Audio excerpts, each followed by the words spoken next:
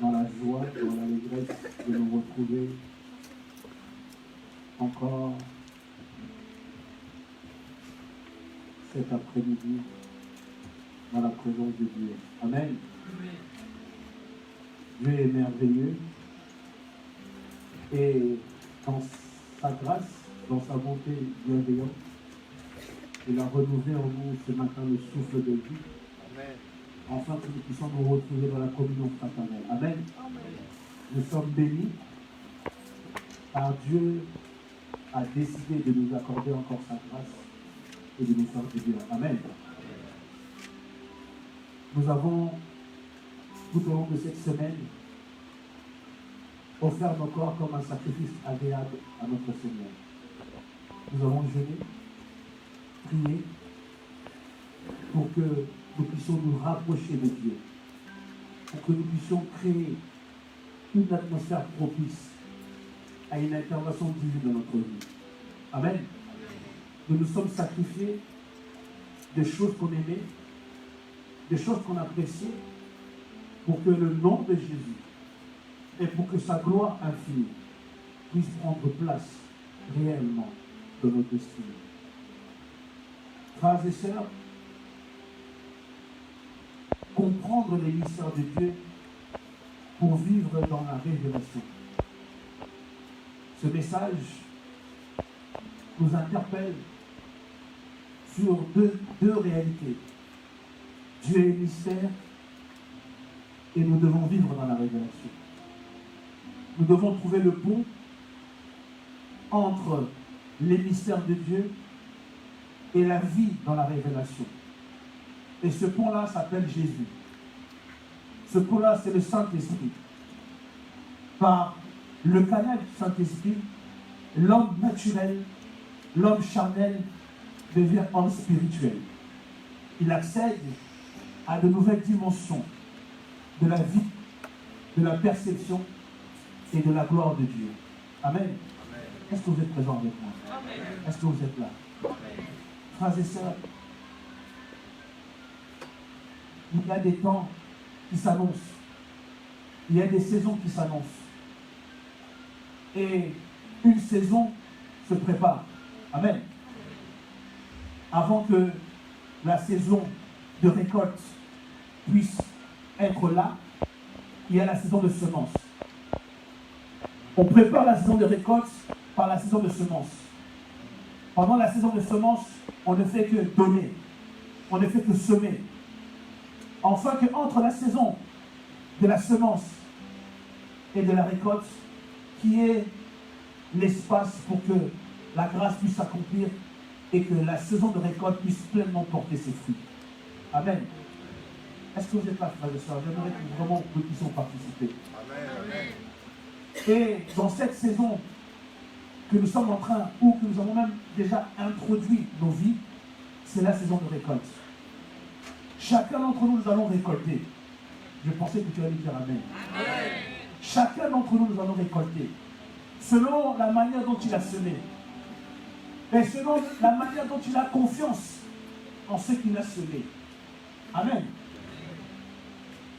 Frères et sœurs, il faut comprendre que les choses de Dieu sont spirituelles. Elle n'émanera jamais de ton intelligence. Alors si ton approche est intellect, tu es déjà disqualifié. Si ton approche est basée sur ta conception, ta logique, ton intelligence, tu es déjà écarté. Nous nous approchons du Seigneur par la révélation du Saint-Esprit. Amen. Ce n'est même pas ce que j'ai écrit, mais ce sont que des inspirations qui coulent afin de préparer mon cœur.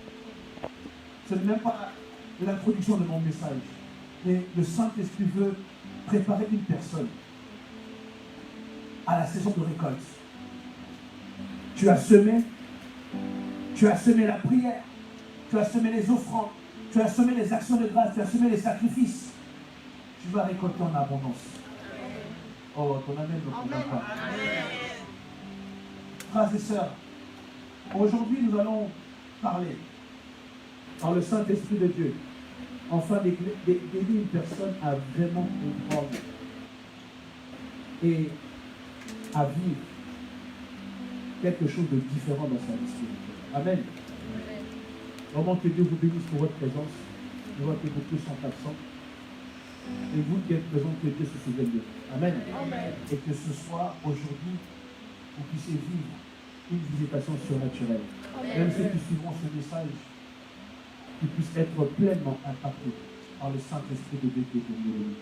Amen. Je vous invite à prendre vos Bibles dans le livre de 1 Pierre 2, à partir du verset 9. 1 Pierre chapitre 2, verset 9.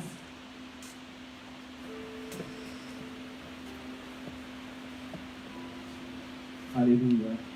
1 Pierre 2, verset 9, 10. Et nous prendrons tout de suite après dans le livre d'Isaïe, chapitre 55, à partir du verset 3. Alléluia. Merci Seigneur.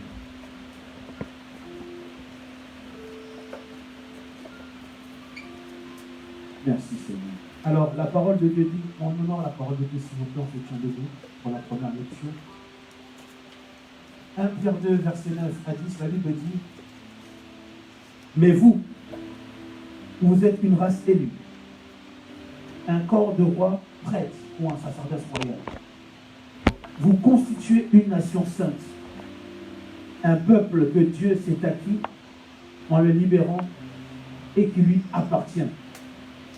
Aussi, devez-vous proclamer bien haut les perfections et les œuvres merveilleuses de celui qui vous a appelé à passer des ténèbres à son admirable lumière. Verset 10. Autrefois, on vous appelait ceux qui ne sont pas un peuple. Maintenant, vous êtes le peuple de Dieu. Jadis, vous étiez ceux qui n'avaient pas été au bénéfice de la grâce de Dieu, mais à présent, vous faites l'objet de cette grâce divine. Amen. Je vais relire ce verset parce qu'il est fort. C'est le message d'introduction, la parole d'introduction dans vos cœurs.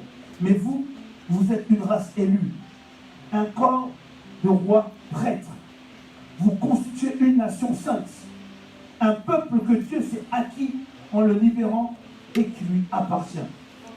Aussi, devez-vous proclamer bien haut les perfections et les œuvres merveilleuses de celui qui vous a appelé à passer des ténèbres à son admirable lumière.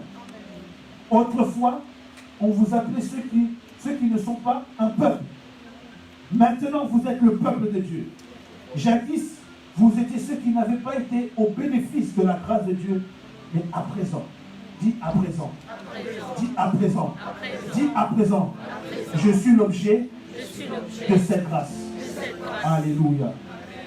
Nous prenons Isaïe 55. Nous l'avons lu hier soir pour ceux qui ont participé à notre prière de midi. Et je le dis, c'est l'un de mes versets les plus merveilleux qui réjouit mon cœur à chaque fois que je le lis. J'aime ce verset. À partir du verset 3, la Bible dit, prête l'oreille et venez à moi. Écoutez et votre âme vivra.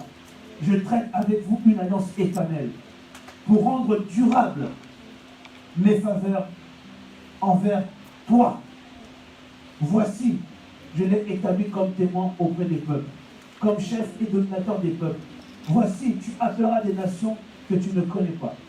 Et les nations qui ne te connaissent pas accourront vers toi, à cause de l'Éternel ton Dieu, du Saint d'Israël qui te glorifie. Verset 6. Cherchez l'Éternel pendant qu'il se trouve. Invoquez-le tandis qu'il est prêt. Que le méchant abandonne sa voie et l'homme d'iniquité ses pensées.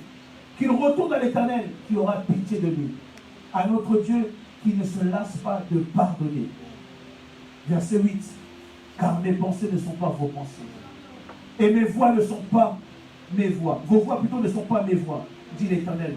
Autant les cieux sont élevés au-dessus de la terre, autant mes voix sont élevées au-dessus de vos voix. Et mes pensées au-dessus de vos pensées. Écoutez le verset 10. Comme la pluie et la neige descend des cieux et n'y retourne pas sans avoir arrosé, fécondé la terre et fait germer les plantes, sans avoir donné de la semence au semeur et du pain à celui qui mange.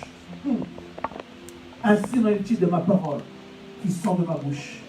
Elle ne retourne point à moi sans effet, sans avoir exécuté ma volonté et accompli mes desseins. Verset 12. Oui, vous sortirez avec joie et vous serez conduits en paix. Les montagnes et les collines éclateront d'allégresse devant vous. Et tous les arbres de la campagne battront les mains. Au lieu de l'épine, s'élèvera les cypres. Au lieu de la ronce, croîtra le myrte. Et ce sera pour l'Éternel une gloire, un monument perpétuel et impérissable. Est-ce qu'on peut acclamer la parole de Dieu?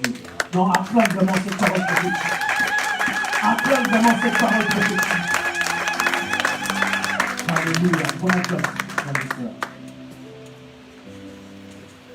Les hommes ont tendance à baser leur identité par rapport à leur statut social.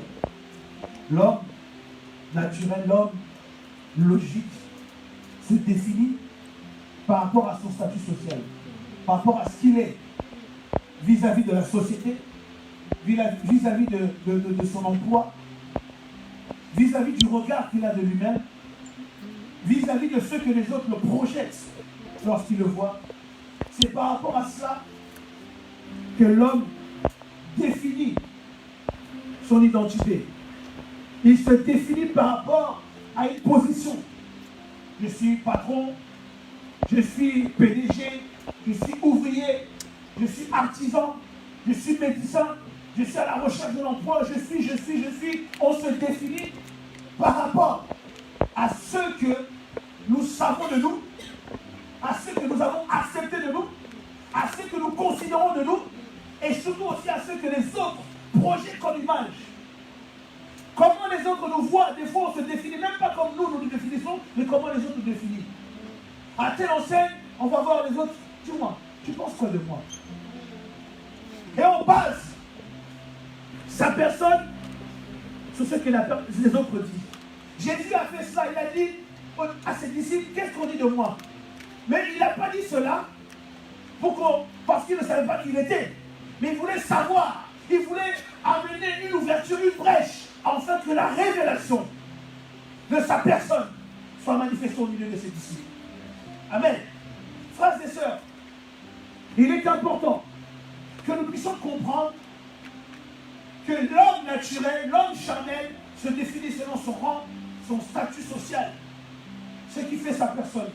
Mais par la grâce de Dieu, nous avons été rachetés, appelés à avoir une autre perception de notre identité. Nous sommes différents de tous les autres. Pas parce que nous sommes plus intelligents, pas parce que nous portons des beaux habits, pas parce que nous avons les richesses, les comptes en banque les plus élevés, mais parce que nous sommes aujourd'hui le peuple de Dieu.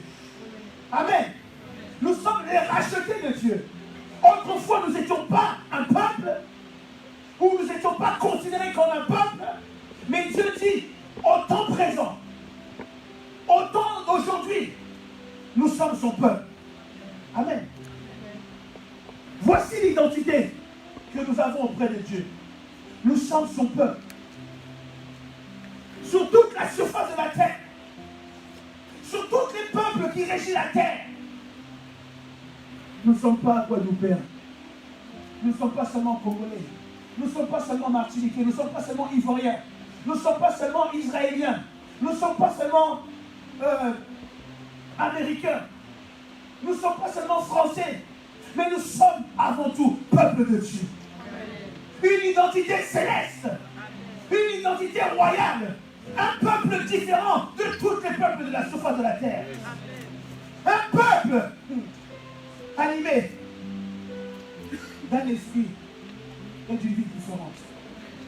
Frères et sœurs, qu'est-ce qui caractérise un peuple? Qu'est-ce qui définit un peuple? Nous définissons un peuple par rapport à sa culture. N'est-ce pas? Êtes-vous d'accord avec moi? Nous définissons un peuple par rapport à ses valeurs. On est d'accord?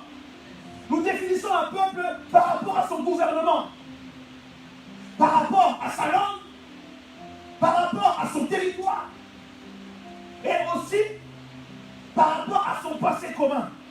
Est-ce que vous êtes d'accord avec moi? Est-ce que toutes ces choses définissent un peuple? Amen. On est d'accord ou pas? Mais par-dessus tout, ou je dirais, nous allons associer toutes ces choses à une vérité. On caractérise un peuple aussi par le sentiment d'appartenance. Alléluia. Est-ce que vous êtes là? Le sentiment d'appartenance. Tu peux être congolais, mais tu ne te sens pas appartenir à ce peuple.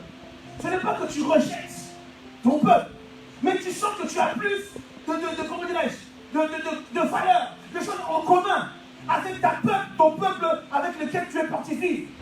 Comme moi, par exemple, je suis congolais. Je suis né il y a quelques années en arrière au Congo. J'ai quitté le Congo, j'avais 3 ans. Et depuis, je ne suis plus jamais retourné. Bien que ce soit mon peuple, mais je me considère français. Amen. Ce n'est pas que je rejette mon peuple, mais je ne connais pas ce peuple. Je le connais parce que j'ai vécu avec mes parents, tout ça, mais je n'ai pas grandi dans ce pays. Je ne connais ni les valeurs. À part ce qu'on m'enseigne, à part ce qu'on m'a donné par mes parents, ce qu'on m'a transmis. Mais ce n'est pas par rapport à ce que j'ai vécu en France. Parce que j'ai vécu sur les valeurs françaises, sur les lois françaises, sur les décrets français. Donc en moi, je pense français, je réfléchis français et j'ai la vision française. Pourtant, je ne suis pas français de naturalisation. Mais par rapport à mon appartenance, le sentiment d'appartenance, je me sens français. Je n'ai pas besoin d'une carte d'identité pour qu'on me définisse en tant que français. Je ne connais que la France. J'ai grandi avec Club Dorothée, j'ai grandi avec Goldorak, avec Nicky Larson, avec Sailor Moon, tous ces dessins animés qui ont fait mon enfance, qui ont bercé. J'ai grandi avec les sorties au musée de Louvre, au parc de Sceaux. J'ai grandi avec comment on appelle ça, lorsqu'on classe de mer. J'ai grandi avec ces réalités. Ces réalités ont défini la personne que je suis. Donc c'est normal que je me considère comme étant français. Amen. Frères et sœurs, le sentiment d'appartenance est une chose tellement importante. Il faut se sentir, enfin, de se considérer comme ce peuple. Tu peux connaître les valeurs. Tu peux connaître, comment dirais-je, tout ce que j'ai cité, le gouvernement du peuple, le territoire du peuple, le passé, toutes ces choses-là, tu les connais. Mais s'il n'y a pas le sentiment d'appartenance, tu n'es pas du peuple. Amen. Il faut qu'il y ait ce sentiment d'appartenance. La semaine dernière, nous avons eu une conversation avec le docteur Abraham et j'étais stupéfait. Comment le frère Sheffield connaissait l'histoire de notre pays. Il citait même moi qui a plus d'années que lui, je ne connais pas l'histoire qu'il connaît du pays. J'étais stupéfait. Pourquoi? Parce qu'il a appris à connaître. Il a ce sentiment d'appartenance. Bien qu'il soit né, lui, français, en France, mais il a ce sentiment d'appartenance à son pays. Amen. Frères et sœurs, comprenez bien, le sentiment d'appartenance est important. Il ne suffit pas de dire que je suis chrétien, mais est-ce que tu te sens chrétien? Amen. Il ne suffit pas de proclamer, oh Jésus a dit dans Marc un tel, de Matthieu un tel, mais est-ce que tu te sens chrétien? Le sentiment d'appartenance, c'est ce qui définit un peuple. Jésus a dit dans sa parole, vous êtes mon peuple, une race élue, un peuple royal que j'ai libéré et que vous m'appartenez. Dieu sait que nous lui appartenons. Mais est-ce que toi tu sais que tu appartiens à Dieu? Est-ce que toi tu as ce sentiment d'appartenir à Dieu? Dieu ne t'attend pas. Il dit, peut-être que vous serez mon peuple. Comment? Il a dit, vous êtes mon peuple. Il a dit, à présent, vous êtes mon peuple.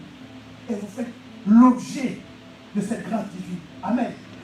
Frères et sœurs, il est important que nous puissions comprendre cela.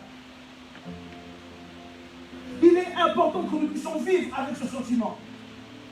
Que dans notre quotidien, que nous puissions avoir ce sentiment d'appartenance. Le problème, c'est que nous pouvons le citer. Oui, j'appartiens à Dieu.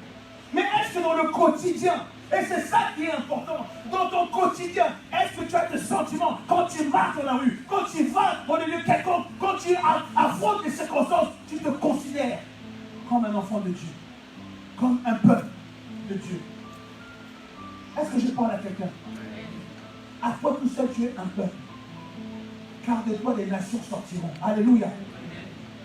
Frères et sœurs, est-ce que lorsque tu vis dans ton quotidien et dans ton cœur, tu as cette fierté, cette assurance que je suis enfant de Dieu? La grâce d'être son enfant, son peuple. Frères et sœurs, c'est un cadeau de Dieu. Un cadeau que nous n'avons payé aucun prix. Un cadeau que nous avons reçu sans fournir le moindre effort. Tu n'as rien fait pour avoir la position d'être le peuple de Dieu. Tu n'as rien accompli pour avoir cette position. Mais Dieu, par son amour, par sa grâce, il t'a positionné. Il t'a mis sur le trône. Un trône spécial. Le trône qu'on appelle les enfants de Dieu. Nous sommes un peuple différent. Un peuple à part. Mais ces sentiments-là, ce n'est pas seulement une déclaration. Ce n'est pas seulement des paroles. Mais c'est un sentiment quotidien qui nourrit notre chair, notre corps, notre âme et notre esprit. Tous les jours de ma vie, à chaque moment de ma vie, je dois me considérer, je dois me voir comme étant un peuple de Dieu. Je dois me considérer comme étant l'enfant de Dieu. Pas parce que je suis quelqu'un de spécial, ou que je suis quelqu'un de méritant, ou je suis quelqu'un qui a la capacité d'acquérir l'identité. Tu peux changer de nationalité. Comme si je pouvais changer de nationalité et devenir chrétien. Non. Si je le suis, c'est parce que j'ai été positionné. Amen.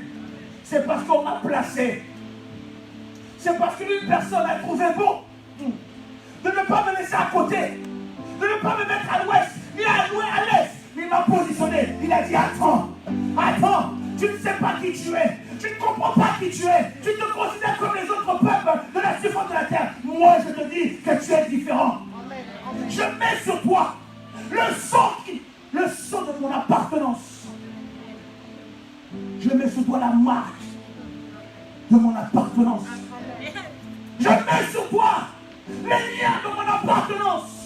Les caractéristiques de mon appartenance. Car tu m'appartiens. Mais en retour, est-ce que Dieu nous appartient? Lui, il a fait sa part. Lui, il a disposé son temps. Il a permis que nous puissions l'appartenir. Mais est-ce que Dieu est le Dieu de ta vie? Frères et sœurs, nous avons fait le moindre effort pour recevoir ce cadeau. Un cadeau bon.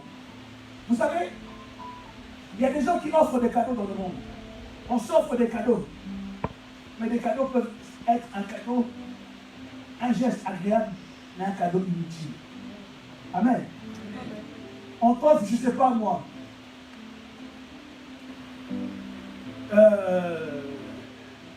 une tasse.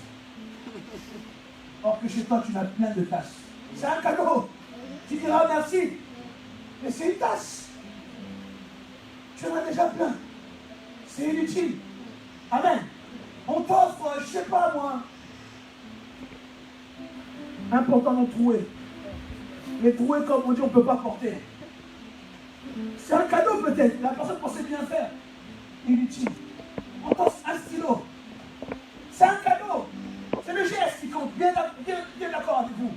Mais ça peut être un cadeau inutile. C'est comme si c'est un bic à 50 centimes. Les pics, on en a plein comme ça dans nos sacs. On a là ceux qui fuient, qu'on jette, on en trouve toujours dans la maison. Tu fous dans la maison, sous la table, sous les meubles, il y a toujours un bic qui traîne. Parce que c'est des choses dérisoires. Amen.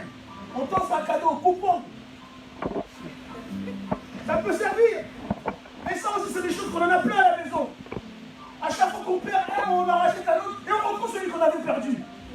On a des collections de coupons différents. Des grands, des moyens, des petits. Pourquoi? Parce que inutile. En vrai de vrai.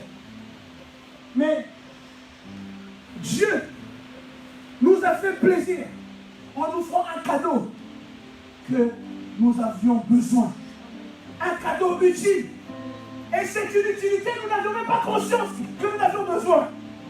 Regardez comment Dieu est bon. Il t'offre un cadeau que toi-même tu n'étais même pas conscient que tu en avais besoin. La conscience de ce besoin vient lorsque le cadeau rentre dans ta vie. Amen. La conscience de ce cadeau vient lorsque le cadeau rentre dans ta vie. C'est quand ce cadeau arrive et tu te rends compte, wow, mais comment j'ai fait? Comment j'ai pu vivre durant toutes ces années sans ce cadeau? Le plaisir est grand. Le plaisir est énorme parce qu'il m'a donné quelque chose de valeureux. Cette chose a une valeur qui dépasse, qui va au-delà de ce que je pouvais espérer. Voilà ce que Dieu fait pour nous. Il nous offre un cadeau qu'on n'était même pas conscient que ce cadeau était important pour nos vies. C'est lorsque le cadeau entre nous, dit, ah, donc ce cadeau-là, c'est... donc moi j'avais besoin de ça. Amen. Il nous offre selon nos besoins. Il nous offre ce grand cadeau parce que nous avons besoin que ce cadeau soit utilisé à sa juste valeur. Frères et sœurs, pour que l'utilité de ce cadeau puisse être, comment dirais-je, manifestée, il faut que nous puissions l'utiliser à son bon escient. Est-ce que je parle à quelqu'un? À quoi ça sert de recevoir un cadeau et qui devient inutile? Si le cadeau est utile plutôt, nous devons l'utiliser car son utilité est importante pour nos vies. Quand Dieu a considéré que ce cadeau était utile pour nous et important et qu'il nous l'a envoyé, nous d'ailleurs nous ne pouvons pas faire comme s'il n'était pas important. Nous d'ailleurs nous ne pouvons pas faire comme si ce cadeau était inutile. Nous d'ailleurs nous ne pouvons pas faire comme si ce cadeau ne servait à rien. Bien au contraire. Nous devons utiliser ce cadeau à sa juste valeur. Parce que c'est un cadeau utile. Amen. Frères et sœurs, la grâce que nous avons reçue a une très grande utilité pour notre vie sur terre. Sans une vie de grâce, cette vie reste un mythe, un conte de fées. Nous pensons que ces choses-là sont fausses. Tant que la vie de grâce, tant que ce cadeau utile n'est pas utilisé, frères et sœurs, cela reste une histoire. Cela reste dans la base de contes de fées. Tu me parles d'une chose que tu ne connais pas. Ça sert à quoi? Tu me parles que tu as un cadeau, mais tu ne l'utilises pas. Il sert à quoi? Tu me parles de quelque chose qui est utile pour toi. Tu me parles de quelque chose qui est bienfaiteur pour toi, mais tu ne l'utilises pas. Tu ne le connais pas. À quoi il sert? La vie de grâce que nous avons avec le Seigneur est véritablement grâce lorsque nous la vivons. Oh, je pensais que tu allais me dire amen. Amen. La vie de grâce est grâce lorsque nous l'expérimentons. S'il n'y a pas de vie de grâce dans la vie, c'est une vie stérile. S'il n'y a pas de grâce dans la vie, c'est une vie sans grâce. S'il n'y a pas de grâce dans la vie, nous sommes perdants. Nous sommes inutiles. Le cadeau est inutile. Or que Dieu nous a donné un cadeau utile. Est-ce que je parle à quelqu'un? J'aimerais vraiment changer les mentalités. Vous savez, durant cette semaine de prière, j'ai prié, j'ai cherché la face de Dieu. J'ai voulu encore entrer dans la profondeur de Dieu. Tout comme nous. Et alors que j'écoutais un homme de Dieu, il a dit, ce qui est le plus difficile chez les enfants de Dieu, c'est la mentalité. On ne veut pas changer de mentalité. On ne veut pas le plus. Et quand je me suis assis, j'ai pris du recul, je dis, ouais, c'est vraiment vrai. Le vrai problème des enfants de Dieu se situe sur la mentalité. Ils ont un problème à vouloir comprendre les choses tout bêtement. Comprendre les choses comme Dieu veut que nous puissions les comprendre. On veut toujours s'efforcer à mettre notre sauce. Oh, non, mais Dieu a dit ça, mais tu vois, moi, ma situation, quoi ta situation? Oh, mais Dieu, tu vois, Dieu quand il parle, mais moi je vois. Mais quoi, toi, tu vois? Si Dieu te dit une chose, pourquoi tu veux rajouter par-dessus ce que te dit? Pourquoi tu ne veux pas tout maintenant comprendre et changer ta mentalité? Frères et sœurs, ce n'est pas à Dieu de changer. Ce n'est pas à Dieu de changer. Parce que si Dieu change, on a des problèmes. Ce n'est pas à Dieu de changer, mais c'est à nous de changer. Ce n'est pas à Dieu de faire les choses autrement, mais c'est à nous de faire les choses autrement. Frères et sœurs, si nous voulons vivre une vie de grâce, il faut que la grâce soit là. Sinon, cela va rester un conte de fées. Frères et sœurs, sans expérience de cette vie, il est difficile de croire. Il est difficile de croire. Si tu n'as pas d'expérience avec Dieu, tu auras du mal à être persévérant et à croire. Amen. Pour que tu puisses vraiment développer ta vie, développer la vie de grâce, il doit avoir des réalités sur lesquelles tu te bases.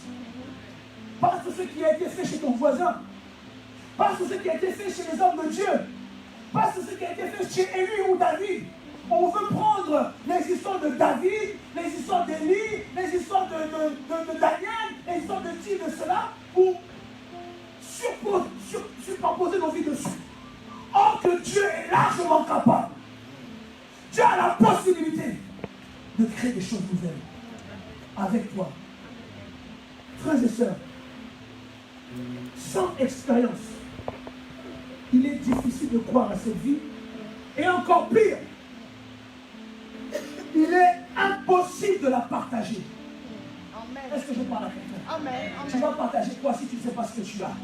Tu vas partager quoi si tu ne crois pas ce que tu as? Tu vas partager quoi si toi tu n'as rien vécu? Sans expérience, tu ne peux aller dehors et accomplir la mission que Dieu nous a donnée. Aller dans toutes les nations et faire des disciples. Tu vas le faire comment? Par la parole de Dieu, et tu n'as rien. Qu'est-ce que tu vas leur offrir? Tous les disciples de Dieu, partout ils sont allés, la Bible dit qu'il y a un vent de l'esprit qui les a accompagnés. Chaque réveil, chaque manifestation de Dieu s'accompagne par un vent d'esprit. C'est ça qui amène les gens à la conviction. C'est ça que nous partageons lorsqu'on parle de Dieu. Voilà pourquoi lorsque tu parles de Jésus à tes proches, ils te regardent stoïques. Ils te regardent but en blanc, comme ça. Parce qu'en toi, il n'y a rien. C'est vide. Tu ne partages que des paroles. Tu es simplement un politicien qui vient apporter un discours. Comme si tu cherchais une élection. Je parle à quelqu'un. Or que celui qui vit la vie de grâce, or que celui qui est porteur d'une expérience divine, il propage son expérience. Il partage son expérience. Et lorsqu'il parle, il y a communication. Lorsqu'il parle, il impacte. Parce que, il a expérimenté quelque chose. Amen. Frères et sœurs, regardez Pierre. Regardez l'homme qu'on appelait Pierre. Un pécheur notoire. Qui n'avait aucune expérience. Il a renié Jésus. Il a fait tant de choses. Mais lorsque le Saint-Esprit est descendu, alléluia, lorsqu'il a été habité de l'expérience de l'Esprit de Dieu, lorsque la grâce a envahi sa vie, frères et sœurs, la Bible dit qu'il s'est tenu devant la foule. Il s'est tenu devant une foule. Et en une prédication, sans campagne d'évangélisation, 3000 hommes ont été convaincus. Sans micro, sans installer une estrade, sans mettre des affiches, sans mettre une pub sur Facebook ou sur Instagram ou sur Snapchat. Mais juste parce qu'il avait en lui la grâce divine. Il a fait l'expérience du Saint-Esprit de Dieu. Ça l'a transformé. Frères et sœurs, comment veux-tu partager ce que tu as alors que toi-même tu ne considères même pas ce que tu as? Alors toi-même, tu n'as pas ce sentiment. Frères et sœurs, on le voit par notre approche, ceux qui ont le sentiment d'appartenance. On le voit par le sérieux de comment tu es face à Dieu. Comment tu sers Dieu. Ton attitude au sein de l'église. Frères et sœurs, lorsqu'on rentre dans cette salle, lorsqu'on donne ta vie à Dieu, lorsqu'on sert Dieu, on voit la personne qui a ce sentiment d'appartenance. Il ne blague pas quelque chose de Dieu. Aujourd'hui, les choses de Dieu sont devenues occasionnelles. Je viendrai quand Dieu viendra pas. Je viendrai. Non, aujourd'hui, j'ai une activité. Non, je ne suis pas à l'église. Mais la semaine prochaine, peut-être si j'ai le temps, je viendrai. Parce que je n'ai pas le sentiment d'appartenir à Dieu. Amen. Amen. Servir Dieu est devenu. Je veux servir, mais attention. Moi, j'ai des horaires.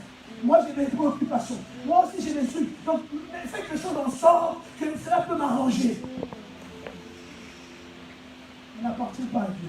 Parce que lorsqu'on a le sentiment d'appartenir à Dieu, ce n'est pas Dieu qui va se disposer, mais c'est moi qui vais me disposer. Regardez tous les excuses qu'on donne pour servir Dieu. Non, je ne suis pas prêt. Je n'ai pas encore été, je n'ai pas fait l'école biblique. Est-ce que Pierre a fait l'école biblique? Est-ce que Paul a fait l'école biblique? Frères et sœurs, on chante une étalage d'histoire pour ne pas servir Dieu. Des histoires fantastiques pour ne pas être présent à l'église. On met un jeûne, on met un programme à l'église. Satan ne le font même pas. Ils ne le font même pas. Je ne parle même pas du jeûne. Les mercredis quand il y a intercession. Parce que c'est pasteur. Pasteur. Gloire à Dieu. C'est pas moi, c'est le Saint-Esprit. Non, c'est le pasteur Guillaume. Non, c'est pasteur Guillaume. C'est pas très intéressant. Je viendrai quand ça sera le prophète que nous, pasteur. Frères et sœurs, ça c'est parce qu'il n'y a pas l'esprit de l'appartenance. Regardez, les chefs sont vides. Pourquoi? Parce qu'il est parti. On va pas citer de nom. Non, je ne veux pas de problème. Il est parti. Parce qu'il n'y a pas l'esprit d'appartenance. Frères et sœurs, quand il y a l'esprit d'appartenance, même si je ne suis pas là, même si c'est un pasteur étranger qui vient prêcher, dès lors, c'est un messager de Dieu, je serai présent. Amen. Parce que ce n'est pas l'homme qui fait, mais c'est le Dieu dans l'homme qui fait. Et le Dieu dans l'homme, écoute cela. Alléluia. Merci Saint-Esprit. Le Dieu dans l'homme, il a dit qu'il peut même utiliser une pierre. Amen. C'est-à-dire une chose qui n'a pas d'âme. Amen. Pour l'adorer. C'est-à-dire que même l'homme de Dieu qui est impur ou qui ne marche pas de la volonté de Dieu, je peux l'utiliser pour toi. Amen. Oh non, tu n'as pas compris. Amen. Si Dieu a décidé de se révéler à toi, il utilisera n'importe qui. Amen. Même ce que les hommes prétendent que ce n'est pas un homme de Dieu. Amen. C'est ça. La vie spirituelle. Il n'y a pas de logique. Non, cet homme de Dieu, il est bizarre, je ne le connais pas. Frères et sœurs, tu n'as pas besoin de connaître son CV humain. Parce que le CV des hommes est sali par la boue, est rempli de fautes, est rempli de dégâts. Vous voyez que moi je suis digne. Vous voyez que je suis digne. Vous voulez savoir mon CV? Vraiment mon vrai CV, détaillé de tous les bêtises que j'ai pu faire. De toutes les choses honteuses que moi, quand je pense, je dis, mais comment vous direz, non, pose ton micro, va t'asseoir. Parce que j'en ai fait. Et j'en ai fait des belles. Frères et sœurs, j'ai été en prison pas parce qu'on m'a accusé faussement, mais parce que j'ai fait un crime. J'ai été en prison pas parce qu'il y a une histoire qui a été montée de toutes pièces, la police, non, je l'ai fait. Et ce que j'ai fait, c'était grave. J'ai séquestré quelqu'un. Nous l'avons torturé. Nous l'avons fait du mal. Et j'étais présent. Mais regardez, qu'est-ce que fait la grâce? Amen, amen, amen. Regardez, qu'est-ce que fait la grâce? Vous croyez qu'on mérite? C'est des excuses. Non, je ne suis pas prêt. Non, je ne mérite pas. Personne ne mérite là. C'est ça même le propre de la grâce. Personne n'est prêt à cela. Amen. Mais le sentiment d'appartenance me pousse à me mettre en avant et de parler de la part du Seigneur. Le sentiment d'appartenance ne peut m'empêcher de parler, car je sais que le Dieu qui m'a appelé a fait de moi une nouvelle créature. Amen. Les hommes peuvent sortir mon parcours, mon CV. Les hommes peuvent détailler les crimes que j'ai pu faire. Et ce n'est pas le seul crime. J'en ai fait beaucoup. J'ai volé, j'ai braqué, je me suis battu. J'ai pris des armes à feu. Mais la grâce a fait de moi un prédicateur de l'évangile. Amen. Frères et sœurs, mon prédicateur de l'évangile, c'est rien. parce que ça passera. Il a fait de moi un enfant de Dieu. Il a fait de moi un peuple élu. Il a fait de moi une race royale. Un sacerdoce royal. Il a fait de moi un roi, moi qui étais déchet. Il a fait de moi quelqu'un avec une couronne. Alors que j'étais dans la boue. Frères et sœurs, arrêtons d'avoir des excuses.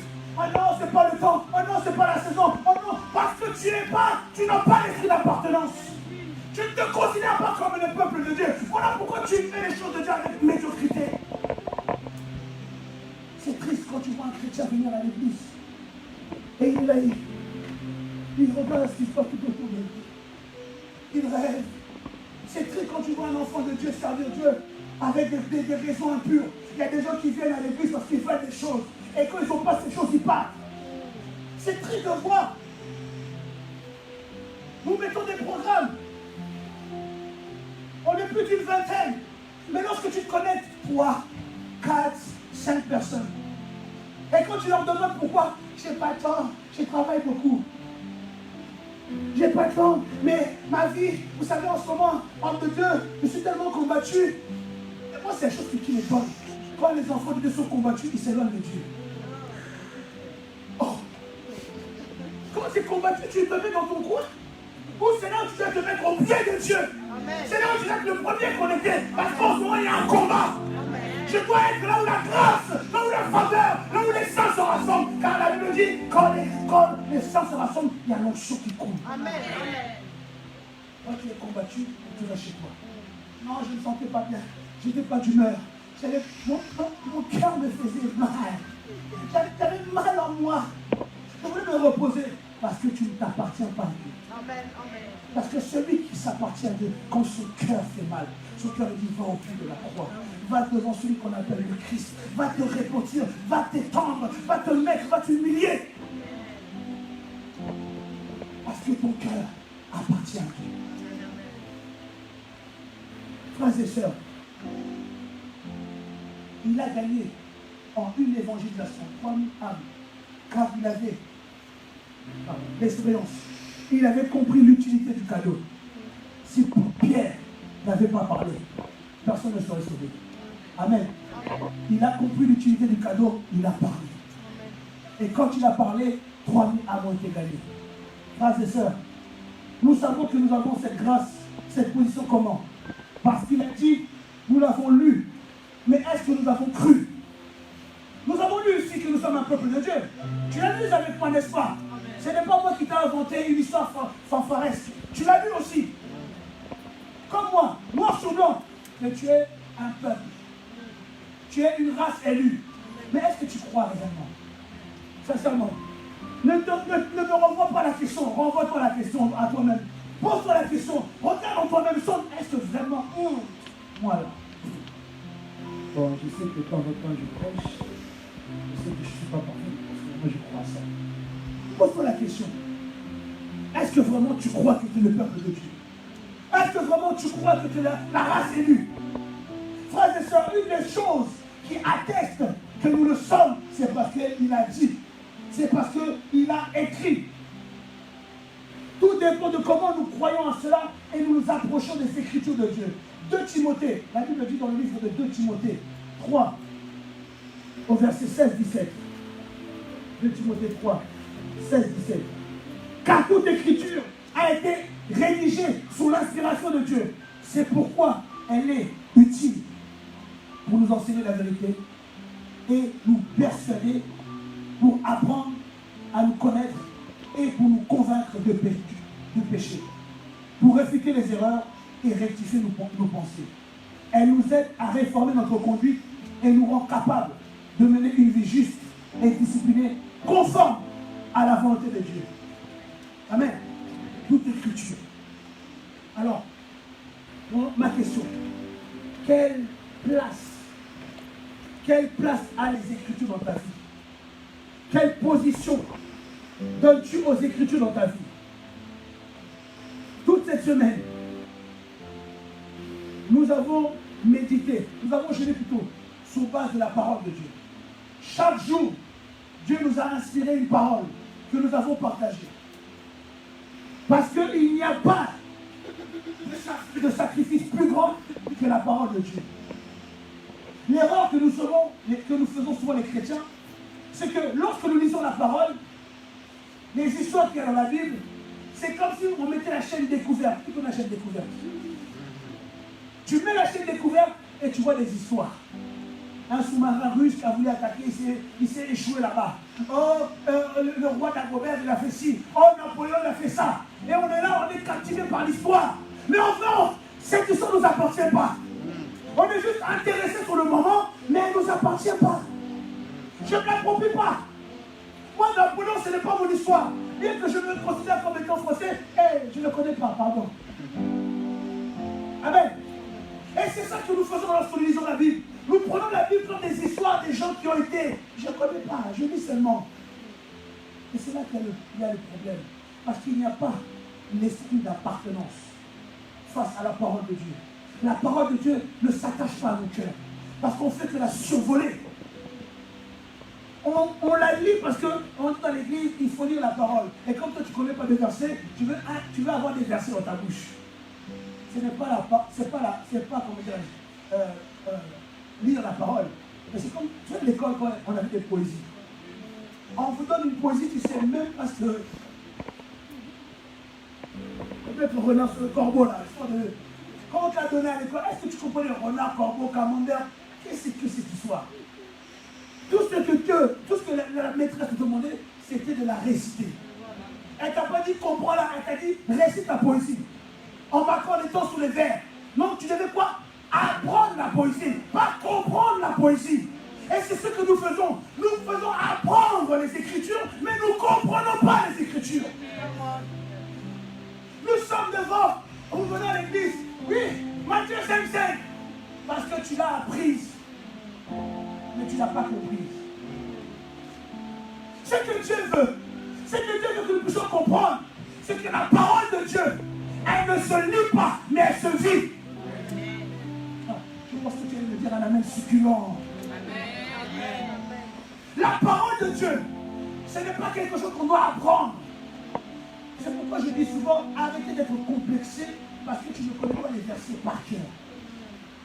Vaut mieux ne pas connaître un verset par cœur, mais de connaître, de comprendre le sens du verset, car le sens t'a changé ta vie.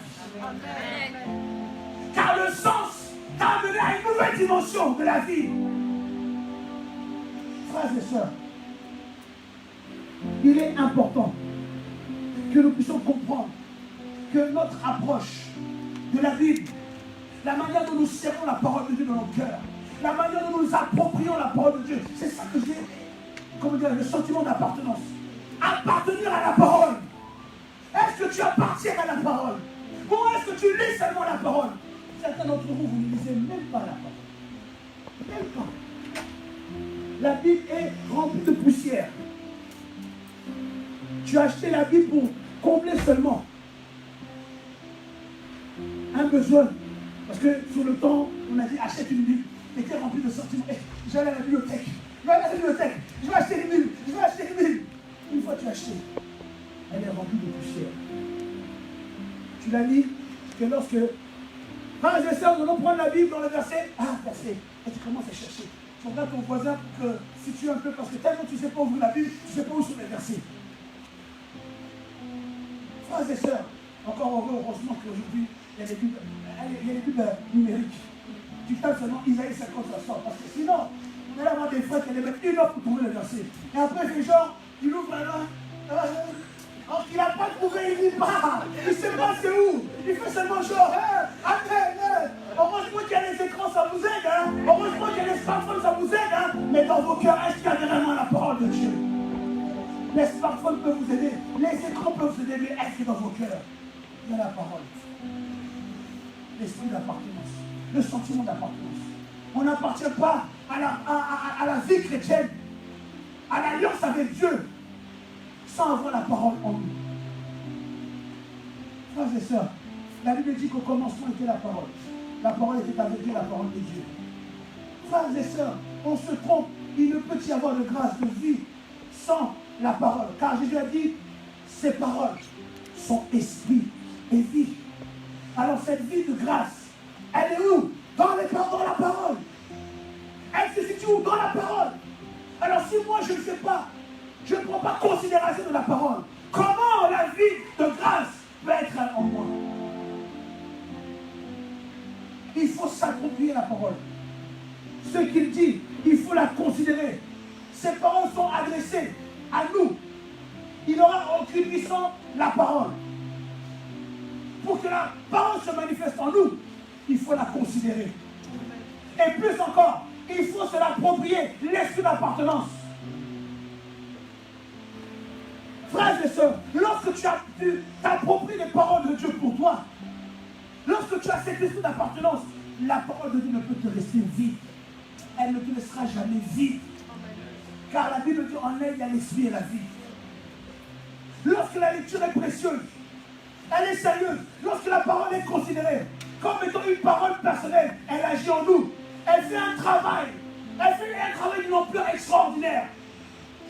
Lorsque tu reçois la parole, lorsque tu t'accapares la parole, c'est-à-dire que tu ne lis plus seulement la parole, mais elle devient tienne. Elle fait un travail de bulldozer en toi. Elle renverse, elle détruit les forteresses, les raisonnements. Elle vient mettre un chaos total. La Bible dit la parole de Dieu comme une épée à double tranchant. Lorsqu'elle pénètre, elle coupe les liens. Elle est le feu dévorant de Dieu. Elle dévore les autels, des héritages de ta famille. Elle dévore la maladie. Elle dévore la pauvreté. Elle dévore la sorcellerie. Parce que la parole de Dieu est puissante et vivante. Lorsque je m'approprie, frères et sœurs, lorsque je m'approprie la parole et qu'elle est mienne, et que lorsque je finis de méditer, ne pensez pas que la parole s'arrête aussi. Non, on a ouvert une brèche. La parole continue à travailler. Tu es peut-être au travail, mais la parole que tu as méditée, tu as prié, commence à avoir de l'ampleur dans ton travail. Elle impacte ta vie, d'abord intérieure, mais elle commence à impacter ta vie extérieure. Les gens qui sont autour de toi disent, oh, il y a quelque chose qui change chez toi. Là, tu dégages quelque chose de nouveau. Les opportunités s'ouvrent, les portes s'ouvrent. Pourquoi? Parce que la parole que tu as méditée, que tu t'es accaparée, a commencé à faire ce travail. Ce travail de remplissage, ce travail de transformation, ce travail d'impact. Et la vie divine devient utile. Et la vie divine ne se cache plus. Elle devient réelle. Et les expériences et les œuvres de Dieu deviennent réelles. Parce que tu t'es accaparé de la parole. Je parle à quelqu'un. Amen. Ah, Seigneur. Lorsque nous nous accaparons la parole, et dans la parole se cache la vie, et cette vie-là, c'est la grâce de Dieu. Lorsque nous accaparons, cette grâce environne notre vie. Elle prend possession de notre existence. Elle nous amène à aller beaucoup plus loin. Frères et sœurs, c'est pourquoi j'ai dit la révélation seule ne suffit pas. Dieu peut te donner une révélation. Mais s'il n'y a pas la parole pour la soutenir, la révélation ne produira jamais rien. Amen. Car la plus grande révélation que nous avons, c'est la parole de Dieu. Amen. La parole de Dieu contient la vie en elle. Voilà pourquoi le diable combat votre vie de méditation. Voilà pourquoi à chaque fois que tu veux méditer sérieusement, il y a toujours la fatigue, il y a toujours la distraction, il y a quelque chose qui veut te déconnecter. Et toi tu vas voir, c'est pas grave, je remets ça à demain. Tu es en train de remettre à demain ton existence. Frères et sœurs, la Bible dit au commencement était la parole. Voilà pourquoi la parole de Dieu a toujours sa place et aura toujours sa place dans notre vie. Tout passera sauf la parole. La plus grande révélation que nous avons, c'est sa parole. Mais quelle qualité, quelle priorité, quelle place nous donnons à la parole de Dieu. Oh, Seigneur m'a montré une vision. Elle est grande. Waouh, je me suis vu en train de faire des œuvres extraordinaires. Il y avait une foule, je prêchais. Et après, quelle est la parole qui soutient ta vision? Moi, je me suis vu guérir les malades. Je me suis vu devenir une femme d'affaires, un homme d'affaires. Je me suis vu aller dans les nations, faire des choses extraordinaires. Et après, quelle est la parole qui soutient ta parole? Quelle est la parole qui soutient ta vision? Oh, l'homme de Dieu a prophétisé sur moi. Frères et sœurs, nous sommes tous ici remplis de prophéties que Dieu a données dans cette église à travers le prophète et tous ceux qui ont l'esprit prophétique ici. Nous avons tous des prophéties. Mais où sont-elles? parole. Il n'y avait pas la parole. Il n'y avait pas la parole. Donc la prophétie, elle fait quoi? Elle dort. Elle attend. Si elle n'est pas passée, elle attend. Le jour où tu prendras conscience qu'il faut que tu te réveilles. Amen.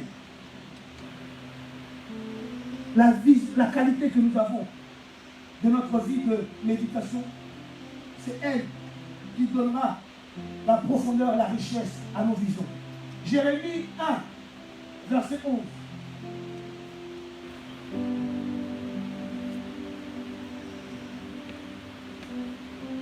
Jérémie 1, au verset 11 jusqu'au verset 12.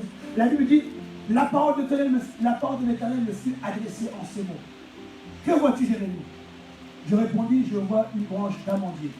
Et l'Éternel me dit, verset 12, tu as bien vu, car je veille sur ma parole pour l'exécuter ou pour l'accomplir. Frères et sœurs, regardez. Jérémie est en train de dialoguer avec Dieu. Dieu lui pose une question. Dans ces deux versets, il y a beaucoup de révélations. Mais moi, je vais m'hasarder sur la seconde révélation. Il a dit, que vois-tu? Que vois-tu? Là, on parle de la vision spirituelle, mais je ne vais pas m'hasarder dessus. Jérémie répondit, je vois telle chose. Dieu lui dit, tu as bien vu. Parce que je veille sur ma parole pour l'accomplir. Dieu ne veille pas, frères et sœurs, par rapport à ce que nous avons vu. Mais il veille par rapport à ce qu'il a dit. Amen. Ce qui importe, ce n'est pas seulement de voir, mais qu'est-ce qu'il a dit? Qu'est-ce que le Seigneur t'a dit? Parce qu'il se cache derrière ses paroles. Et il veille à ses paroles afin qu'elles puissent s'exécuter. Frères et sœurs, il faut que notre yeux spirituels s'ouvrent afin de voir les choses autrement. Et lorsque nous les voyons autrement, Dieu parle.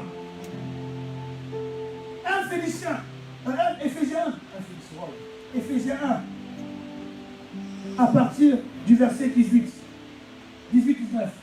La Bible dit, qu'il vous accorde une pleine lumière et qu'il augmente l'acuité de votre vision spirituelle, afin que vous compreniez en quoi consiste l'espérance vivante à laquelle vous avez été appelés, et que vous sachiez quelle merveille vous êtes en droit d'attendre, car inépuisable est la richesse du glorieux héritage que Dieu réserve à ceux qui l'appartiennent. Verset 19. Que vous preniez conscience, la Bible dit, que vous preniez conscience de l'étendue incommensurable du pouvoir dont il dispose en faveur de nous qui plaçons notre confiance en lui, son peuple, l'héritage de son peuple, l'héritage de ceux qui ont la perception divine, l'héritage de ceux qui ont la foi en la parole de Dieu, l'héritage de ceux qui croient en cette parole. Combien de fois tu as lu cette parole et tu n'as pas compris qu'elle t'était adressée? Combien de fois tu pries, Seigneur, aide-moi. Seigneur, fais quelque chose dans ma vie, j'ai besoin de toi. Il te met cette parole à cœur. Tu la lis, mais tu ne comprends pas que c'est à partir de cette parole que quelque chose va naître en toi. Nous, on veut les impositions de main. On veut les impositions des pieds. On veut qu'on nous verse de l'huile. On veut que l'homme de Dieu nous catch, qu'il nous fait des prises, qu'il positionne sur nous. Ah, là, là, là, là. Il suffit de s'approprier la parole de Dieu. La parole est plus efficace qu'une imposition des mains. Non, tu ne crois pas ça que m'amène les paroles quand ils sortent. La parole est plus efficace qu'une imposition des mains. Toute imposition des mains sans parole de Dieu, il y a zéro chose qui se dépose en toi. Comme disait le prophète, humain vit dans toute vie. Il faut s'approprier la parole. Vous savez qu'est-ce que fait l'imposition des mains? L'imposition des mains a l'onction. Il y a une onction dans cette main. Mais elle cherche une autre onction chez toi. Je parle à quelqu'un. Ce n'est pas le fait de tomber. C'est pas ça parce que les gens tombent. Combien de gens sont tombés avant de côté leur vie n'ont pas changé? Ce n'est pas tomber. L'onction là. En toi, il y a la parole de foi. Quand la main est posée sur la parole de foi, il y a miracle. Amen. Quand la main est imposée sur une parole, il y a miracle. Quand il y a la croyance, à part que Dieu peut faire sa grâce, bien sûr, il touche des gens qui ne connaissent pas Dieu. Parce que là, c'est une notion de miracle, c'est pas pareil. Non, on parle pour les enfants de Dieu. Il y a un miracle lorsque la parole de Dieu est assise en nous. Tu t'approches de l'homme de Dieu en ayant en toi une parole que Dieu t'a dit, une ferme assurance sur quelque chose que Dieu t'a dit. Et quand l'homme de Dieu dit, au nom de Jésus, reçois, il y a un miracle. Parce que tu as la parole en toi. Il veille sur sa parole pour son accomplissement. Amen. Frères et sœurs, il faut que nos yeux de l'esprit s'ouvrent, afin que nous puissions être remplis de la parole de Dieu et comprendre qu'est-ce que c'est la parole de Dieu. La parole de Dieu n'est pas forcément spectaculaire.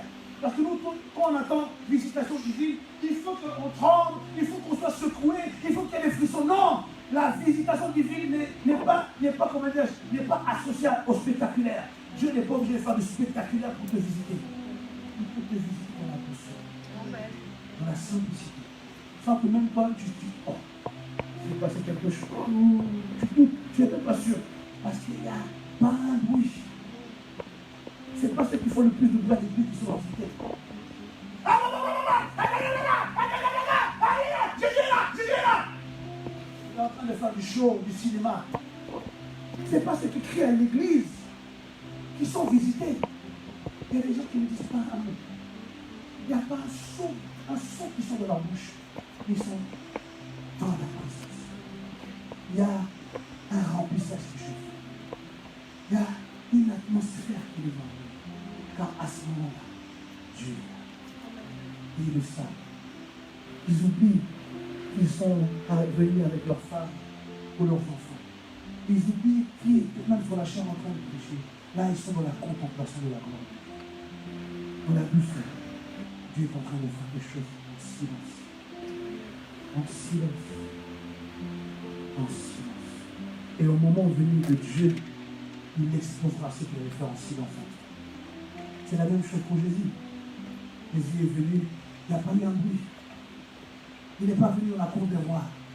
Il n'est pas né dans les familles de nobles, de notables. Il est né dans une étable.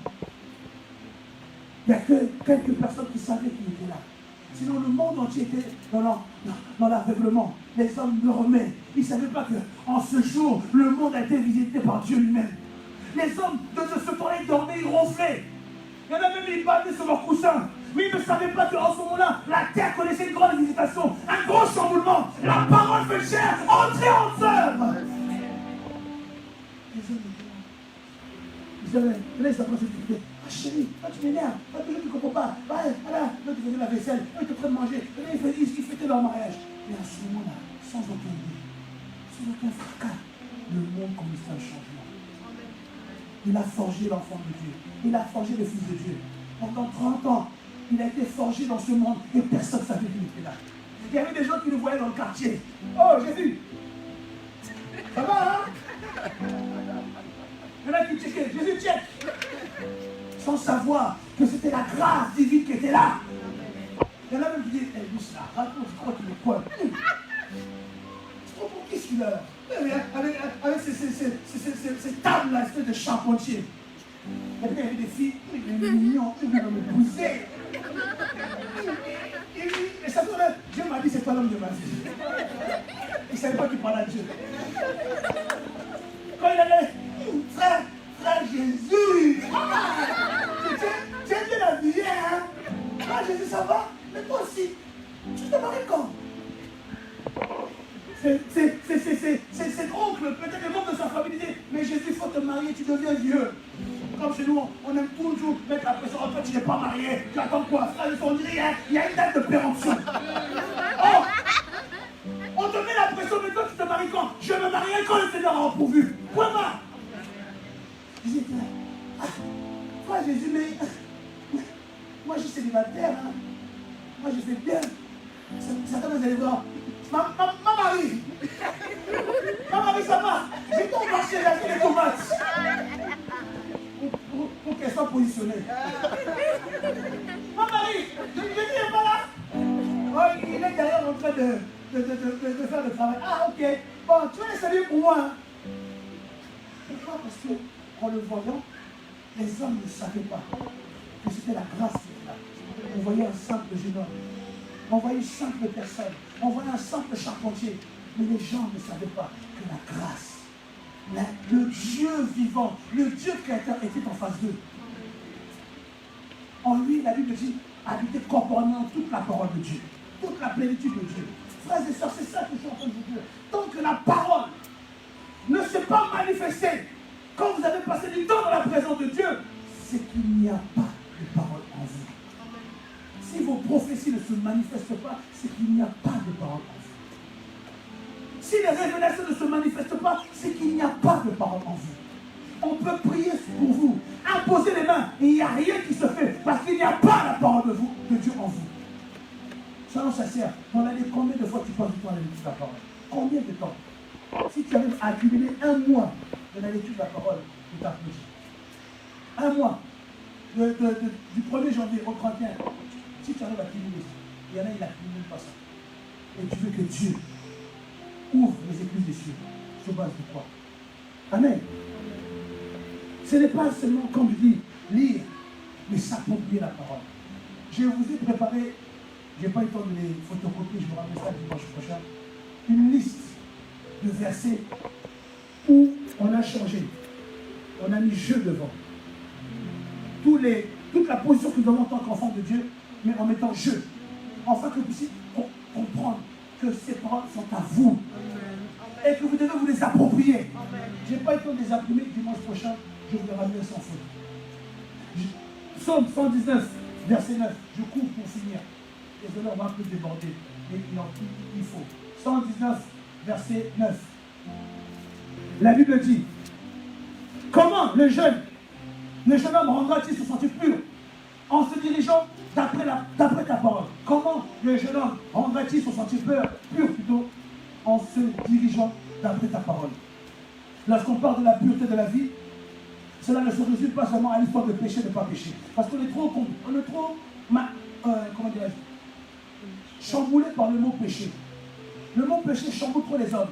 Frères et sœurs, Jésus est parti à la croix pour payer ton péché. Tous tes péchés sont pardonnés. Les péchés présents, les péchés passés et les péchés à venir. Le péché, ce n'est pas un problème. Le sang a purifié ça. Si tu pêches et que tu reviens à Dieu sincèrement, en confessant ton péché, le sang purifie ton péché. Et Dieu oublie. Ce n'est pas il a mis ça en réserve quelque part. Non, il oublie ton péché. Ton péché n'existe plus.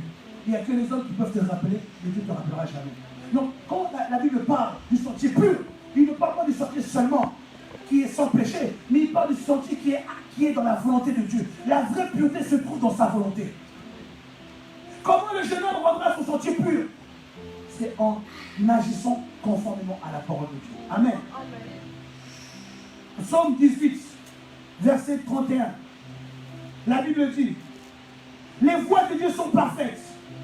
La parole de l'Éternel est à éprouver. Elle est un bouclier pour tous ceux qui se confient en elle. La parole de l'Éternel est éprouvée. Il est un bouclier pour tous ceux qui se confient en elle. Dieu a fait preuve de sa parole. Il n'y a plus besoin de prouver à qui que ce soit qu'il est Dieu, que sa parole est vraie, parce que la Bible est remplie des preuves de cette véracité. Il n'a plus besoin de le prouver. Alors il faut de la discipline et de la rigueur. Nous devons prendre des décisions, maintenir l'atmosphère. Vous savez, quand on est en jeûne, et je pense que vous l'avez expérimenté, vos journées sont différentes, n'est-ce pas? Dites Amen. Amen. Merci mon frère. Vos journées sont différentes. Il y a une certaine atmosphère qui nous accompagne. Vrai ou pas? Vrai ou pas? Si c'est faux, dites c'est faux, ne dites pas même pour faire plaisir. Si tu n'as pas ressenti, il ne faut pas avoir honte. Quand tu jeûnes, il y a une atmosphère, il y a une certaine paix qui t'accompagne. Tu es dans une certaine légèreté spirituelle. Tu es facilement sensible à l'Esprit de Dieu. Pourquoi? Parce que tu as disposé un temps et tu as permis à une atmosphère d'entrer dans ta vie. Mais cette atmosphère-là n'est pas réservée au jour de jeûne. Est-ce que je parle à quelqu'un? Voilà le challenge. Le jeûne, si c'est fini aujourd'hui, tu vas manger. Mais après, il en tient à toi de garder l'atmosphère. Il en tient à toi de persévérer dans cette atmosphère. C'est à toi de décider de mettre ta vie dans cette atmosphère. Alors pour cela, il te faut de la rigueur et de la discipline. Je ne serai pas là toute ma vie à t'appeler 6 heures prière, minuit prière, midi prière, 18 heures prière. Frères et sœurs, vous l'avez fait ou pas? D'ailleurs, qui a participé au jeûne? Lève ta main si tu as participé. Bon, ok, vous l'avez fait. Vous avez prié. Donc, si vous l'avez fait, vous êtes capable de le refaire. Vous ou pas? Parce que vous l'avez fait. Donc, si vous ne le faites pas, c'est parce que vous ne voulez pas. On est d'accord?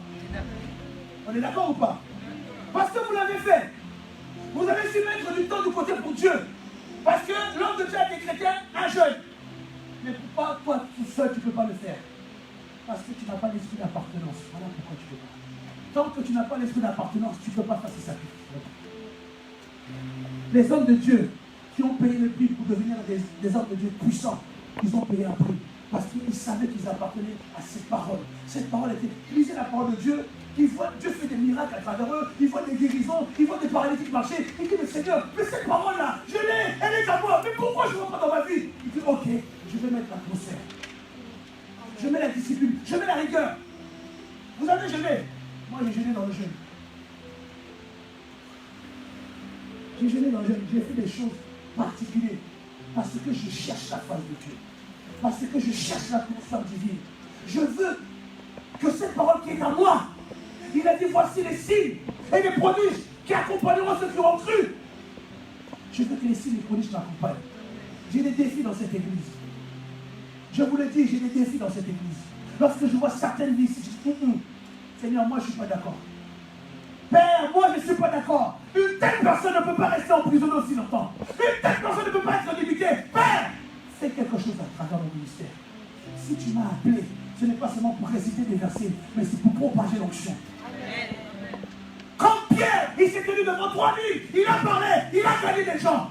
La Bible dit que Paul était tellement épris de la parole de Dieu, il était tellement membre du royaume, il avait tellement le sentiment d'appartenance que l'ombre de Paul, l'ombre seulement, guérissait les malades. Wow, oh my God, oh mon Dieu, l'ombre seulement. Nous on est là, on essaie d'imposer les mains, on crie, on s'étouffe, il n'y a rien qui se fait. Mais Paul, Paul, juste l'ombre seulement. Je ne sais pas si tu réalises. Je ne sais même pas comment on peut expliquer l'ombre. Je ne sais même pas une image, je ne sais même pas. Je ne savais même pas l'expliquer. Juste ça. Il guérissait les malades. Parce qu'il avait l'esprit d'appartenance. Parce qu'il savait que c'était la parole de Dieu qui a dit, tu feras des miracles. Il n'avait pas la Bible, Paul. Nous l'avons pour nous enseigner. Lui, il n'avait pas. Il avait le Saint-Esprit qui nous révélait qu'il pouvait faire telle chose. Il était par exemple, je suis sûr même qu'il y a des choses qu'il a découvertes par lui-même. Il dit, ah bon? La grâce de Dieu fait ça dans ma vie. Ce cadeau est utile à ce moment-là. Pourquoi? L'esprit d'appartenance qui fait des fois beaucoup de personnes dans l'agriculture. Qui fait des fois beaucoup de personnes dans cette église. On minimise tout. On prend tout à la légère. On ne considère pas les choses qu'on met en place. Pourquoi? Parce qu'on pense que c'est l'homme qui met ça en place. On ne considère pas que c'est le Dieu dans l'homme qui a parlé. Vous croyez que quand je dis on fait un jeûne, il se lève un matin, oh putain, on n'a rien à faire, on va jeûner en ce moment. Avec l'église, il galère. Activité jeûne, allez, c'est parti. Non. J'étais en prière. J'étais en train de chercher la face de Dieu. Et Dieu m'a dit, établis ce jeûne. Dieu m'a dit, fais ce jeûne. Il y avait le prophète qui venait, j'ai dit, bon, comme le prophète sera là, on va décaler ça. Après, il m'a dit, non, je veux que les premières semaines du mois de juin, vous me le consacrez. C'est ce qu'il m'a dit. Consacrez-moi les premiers jours de ce mois. Afin que les jours à venir, les 6 mois à venir soient glorieux. Amen. Je dis, ok Seigneur, nous allons le faire. J'ai établi le jeûne. Vous le faites pas. Ou certains le font selon leur plaisir. Mais frère, vous vous attendez à quelle visitation de Dieu? Vous ne bafouez pas mon jeûne. Ce n'est pas mon jeûne. Moi, j'ai fait le jeûne pour moi. Je l'ai fait pour l'église, mais je l'ai fait aussi pour ma vie. Et toi, tu as fait quoi pour toi? Et tu veux que le Dieu glorieux puisse parler. C'était une révélation, le jeûne. C'était une révélation. Certains m'ont dit non, mais je ne me sentais pas bien, je n'étais pas trop connecté. Mais frère et sœurs, ne te demande pas d'être connecté. Il t'a dit, fais. Le reste viendra. Il y a des fois, on commence les jeunes, on est lourd. J'ai commencé les jeunes, j'étais lourd, j'avais du mal à prier. J'ai commencé les jeunes, j'avais des pensées qui traversaient, je n'étais pas bien disposé. Mais jour après jour, j'en prie. Pourquoi? Le Saint-Esprit déposait une vague. Et encore une autre vague. Et encore une autre vague. Parce que je voulais. Et j'ai répondu seulement à la parole. Seigneur, aide-nous à comprendre. Il est agréable d'être dans cette atmosphère glorieuse, présence. Il faut comprendre que c'est à toi de maintenir. Elle partira si toi tu te déconnectes. Mais elle sera encore là. Et même, je dirais, elle va prendre de l'ampleur si toi tu persévères dans cette atmosphère. C'est à toi de décider. Si vous faites confiance à Dieu, lorsque la vision, la révélation vient, nous sommes dans l'enthousiasme. Regardez lorsqu'on a une révélation de vision, on est content. Et Dieu m'a parlé, et Dieu m'a parlé, et Dieu. T'appelles, ton ami t'appelle. Seigneur, il m'a montré une vision extraordinaire. L'enthousiasme. Mais l'enthousiasme, c'est un sentiment. Je parle à quelqu'un. L'enthousiasme, c'est un sentiment. Le sentiment s'évapore. Regardez. Combien de fois le matin tu t'es levé et tu es enthousiaste parce que Dieu t'a parlé? Après midi, tu es déjà en colère. Parce qu'un tête t'a énervé. Parce qu'une voiture t'a fait queue de poisson. Parce que quelqu'un t'a embrouillé. Tu as oublié l'enthousiasme du matin. Pourquoi? C'est un sentiment. Mais lorsque la vision trouve sa place dans la parole, la Bible dit Dieu soutient toutes choses par sa parole puissante. Quand je reçois la vision et que je l'associe à la parole de Dieu et à la puissance de Dieu qui maintient la vision dans mon esprit. Et je pense que ce qui a aidé Joseph a déjà péché. Il a eu 2 visions.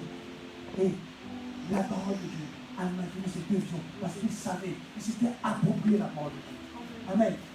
Hébreux 1, 3 dit ça. Dieu soutient toutes choses par sa parole puissante. Alors, nous allons continuer, nous allons prier. Comme je dis, on a fait le jeûne et nous sommes arrivés au terme de clôturer le jeûne. Nous allons le clôturer avec la Sainte Seine. Mais il tient à toi de conserver l'atmosphère. Elle ne se conserve sans décision. Il faut prendre des décisions. Amen. Il faut mettre de la discipline. C'est à toi de décider de mettre, de t'approprier cet esprit. Pensez bien, cet esprit d'appartenance.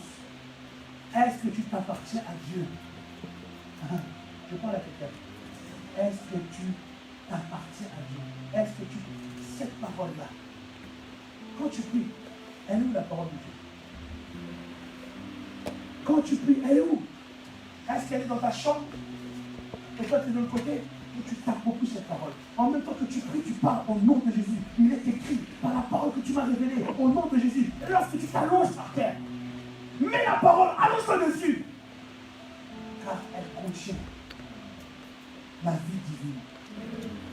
Elle contient la manifestation de ta révélation. Qu'est-ce que tu fais de la parole? C'est à toi de maintenir l'atmosphère en fait de la parole de Dieu. Puisse prendre place dans ta vie. Amen. Nous pouvons acclamer pour la parole de Dieu.